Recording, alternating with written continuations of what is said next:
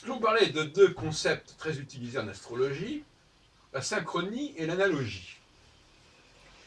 Mais je voudrais en parler autrement, à savoir, non pas dans le rapport entre l'homme et le cosmos, mais dans le rapport entre ce qui se passe sur Terre, entre les différentes situations qui se produisent sur Terre. Cette synchronie m'intéresse ici davantage quand je peux montrer que des événements différents, en des lieux différents, se produisent simultanément, ou à peu près simultanément. Et pour parvenir à cette prise de conscience, il est nécessaire d'avoir un certain esprit analogique. C'est-à-dire de comprendre que des situations en apparence sans rapport entre elles sont en fait très proches. Et ça, c'est un talent qu'il faut avoir quand on veut faire de la recherche en astrologie et d'ailleurs dans bien d'autres domaines.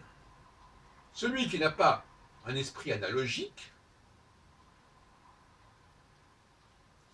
eh bien, il est handicapé au regard de la recherche. Alors, je répète, l'analogie, ce n'est pas simplement de dire, je ne sais pas moi, que telle chose est en affinité ou symboliquement reliée à telle autre chose. Non, il ne s'agit pas de relier le haut et le bas ici. Il s'agit de relier des situations qui sont vécues par les uns et par les autres, ici et maintenant, ici-bas, et de s'apercevoir que ces situations se ressemblent. Donc, elles sont à la fois, elles se ressemblent et elles sont vécues simultanément. Donc, on est à la fois dans la synchronie et dans l'analogie. Synchronie, analogie. Et donc, il ne s'agit pas d'employer les termes synchronie et analogie dans le sens traditionnel de il y a une synchronie entre le haut et le bas, ou il y a une analogie entre ceci et cela dans un monde, dans différents domaines, dans différents espaces, dans différents cadres, etc., symboliques, etc. Non, il s'agit là de quelque chose de beaucoup plus prosaïque, de beaucoup plus terre-à-terre, c'est le cas de le dire, c'est-à-dire s'apercevoir que les choses se ressemblent, et donc elles se ressemblent aussi, faut-il le dire, au niveau cyclique. S'apercevoir que des situations comparables ont pu se présenter à certains intervalles dans la vie de quelqu'un ou dans notre vie. Ça aussi, c'est une démarche analogique. Et donc l'astrologie aujourd'hui, me semble-t-il, souffre d'un déficit de la pensée analogique. Ça peut paraître surprenant. Je ne parle pas de la pensée analogique sur le plan théorique, ici, mais sur le plan pratique. C'est-à-dire être capable d'observer des faits,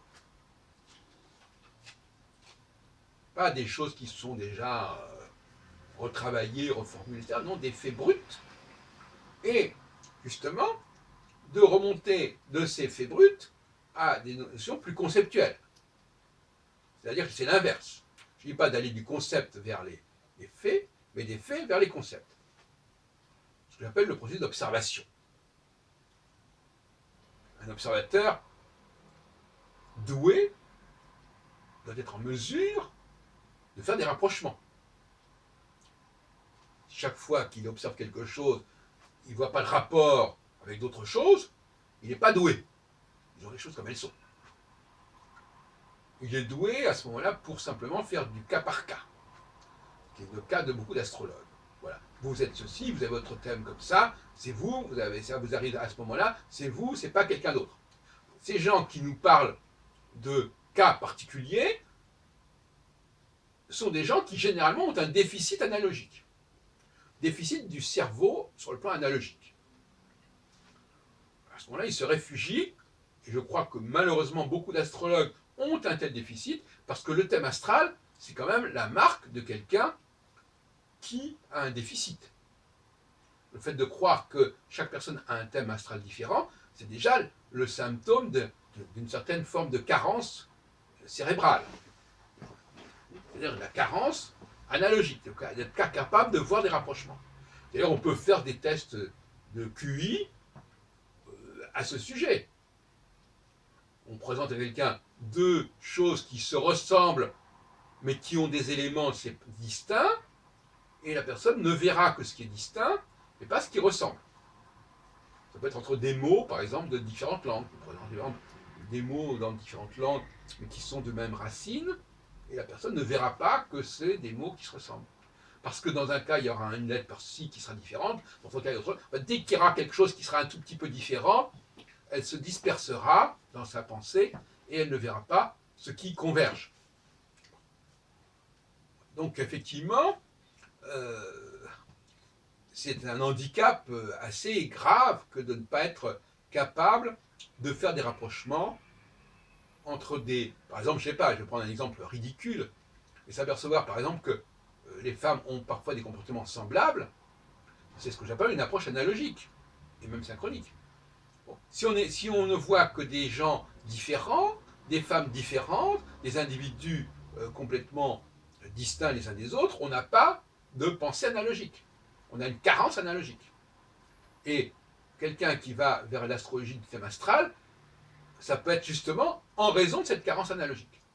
Il n'arrive pas à comparer les choses, à les relier, donc il a besoin d'une philosophie où tout est séparé, tout est distinct, tout est différent, tout change en permanence, rien ne se ressemble. À ce moment-là, c'est rassurant parce que comme ça, sa carence analogique, elle est en quelque sorte elle est confortée. Donc, l'analogie est nécessaire pour rapprocher des choses dans un même temps, mais elle peut aussi être nécessaire pour rapprocher des choses qui se sont produites à des temps différents, mais qui font apparaître des cyclicités, c'est-à-dire des moments qu'on pourra rapprocher. On pourra dire, voilà, tiens, en telle année, des choses semblables se sont produites, donc on va les rapprocher entre elles. Si on n'a pas un esprit analogique, on ne fera pas ce rapprochement. Et si on ne fait pas ce rapprochement, eh bien, on ne pourra pas contribuer à l'élaboration d'une théorie astrologique intéressante et relativement simple, économique, et on va patauger